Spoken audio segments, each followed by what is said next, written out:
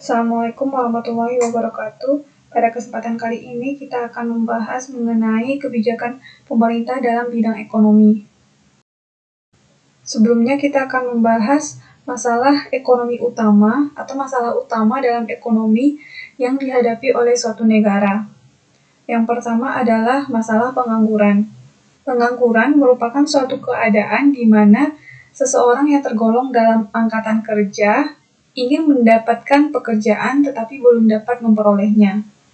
Jika seseorang yang tidak bekerja dan tidak aktif mencari pekerjaan, maka dia tidak tergolong pengangguran. Contohnya adalah ibu rumah tangga yang tidak ingin bekerja karena ingin mengurus keluarganya. Dampak dari pengangguran ini adalah kemiskinan. Dengan demikian, masalah pengangguran, kemiskinan, dan distribusi pendapatan menjadi penting dalam pembangunan suatu negara. Sasaran dari pembangunan berkisar pada pemberantasan kemiskinan, penciptaan lapangan kerja, meningkatkan kesejahteraan masyarakat yang diwujudkan dengan pembagian pendapatan secara adil dan merata. Agar sasaran pembangunan tersebut tercapai, maka pemerintah perlu membuat kebijakan. Yang pertama, menyediakan lowongan pekerjaan. Kebijakan pemerintah untuk mengatasi pengangguran merupakan usaha yang terus-menerus dilakukan, baik dalam jangka pendek maupun jangka panjang. Dalam jangka panjang, usaha ini diperlukan karena jumlah penduduk yang terus-menerus meningkat setiap tahunnya. Sedangkan dalam jangka pendek, pengangguran dapat bertambah karena adanya kemunduran atau pertumbuhan ekonomi yang lambat. Maka kesempatan kerja bertambah dengan lambat, akibatnya pengangguran semakin meningkat. Yang kedua, meningkatkan taraf kemakmuran rakyat. Kesempatan kerja yang semakin meningkat dan pengangguran yang semakin berkurang akan meningkatkan pendapatan nasional, pendapatan per kapita, serta kemakmuran masyarakat. Pendapatan per kapita merupakan pendapatan dari individu yang dihasilkan dari membagi pendapatan nasional dengan jumlah penduduk suatu negara. Yang ketiga, memperbaiki pembagian pendapatan. Pengangguran yang semakin tinggi menimbulkan efek yang buruk kepada kesamarataan pendapatan. Usaha yang dapat dilakukan adalah dengan menaikkan kesempatan kerja sehingga dapat memperbaiki pembagian pendapatan dalam masyarakat. Masalah kedua adalah masalah inflasi atau kenaikan harga-harga. Berdasarkan sumber dan penyebab kenaikan harga-harga yang berlaku, inflasi dibedakan menjadi 3. Yang pertama, inflasi tarikan permintaan. Biasanya, inflasi ini terjadi pada saat perekonomian berkembang dengan pesat. Kesempatan kerja yang tinggi menciptakan tingkat pendapatan yang tinggi dan menimbulkan pengeluaran melebihi kemampuan ekonomi untuk mengeluarkan barang dan jasa. Pengeluaran yang berlebihan ini akan menimbulkan inflasi. Inflasi ini juga dapat terjadi pada masa perang atau ketidakstabilan politik yang terus-menerus terjadi. Pada masa ini, pemerintah berbelanja melebihi pajak yang dipungutnya. Untuk membiayai kelebihan pengeluaran tersebut, pemerintah terpaksa mencetak uang atau meminjam dari bank sentral. Pengeluaran pemerintah yang berlebihan menyebabkan permintaan agregat akan melebihi kemampuan ekonomi dalam menyediakan barang dan jasa sehingga keadaan ini akan mendorong terjadinya inflasi. Yang kedua, inflasi desakan biaya. Juga terjadi pada masa perekonomian berkembang dengan pesat ketika tingkat pengangguran sangat rendah.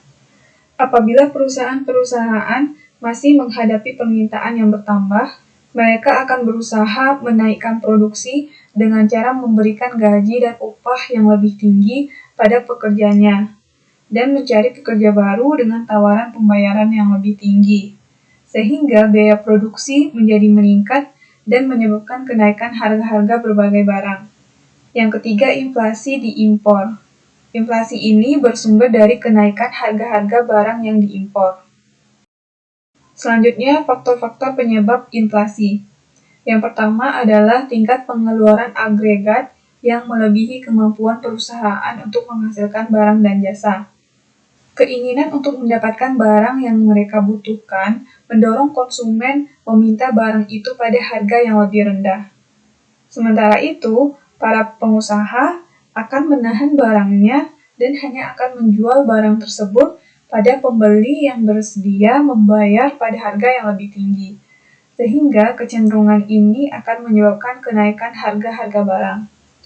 Yang kedua, adanya tuntutan dari pekerja untuk menaikkan upah. Apabila pengusaha mengalami kesulitan dalam mencari tambahan pekerja untuk menambah produksinya, maka pekerja yang ada akan terdorong untuk menuntut kenaikan upah. Jika tuntutan tersebut dipenuhi, maka akan terjadi kenaikan biaya produksi yang mendorong perusahaan-perusahaan untuk menaikkan harga-harga barang yang dihasilkannya. Selain itu, inflasi juga terjadi karena kenaikan harga-harga barang impor, penambahan penawaran uang yang berlebihan tanpa diikuti oleh pertambahan produksi dan penawaran barang, serta adanya kekacauan politik dan ekonomi.